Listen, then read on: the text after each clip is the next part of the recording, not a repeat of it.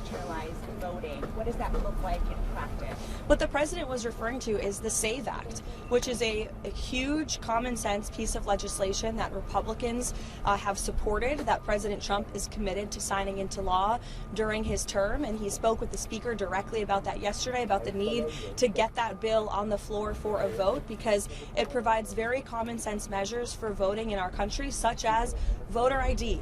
I don't think any rational person who's being honest with themselves would disagree with the idea of requiring citizens of this country to present an ID before casting a ballot in a federal election, or frankly in any election. And that's something the president wants to see happen. So that's what he was referring to. But to be clear, he does believe the states should oversee. The president believes in the United States Constitution. However, he believes there has obviously been a lot of fraud and irregularities that have taken place in American elections. And again, voter ID is a highly popular and common sense policy that the president wants to pursue, and he wants to pass legislation to make that happen for all states across the country. Just to follow up on that, he said specifically that they should take over elections in 15 states. Can you tell us what he meant by that, what 15 states he's referring to in terms of Republicans taking over elections?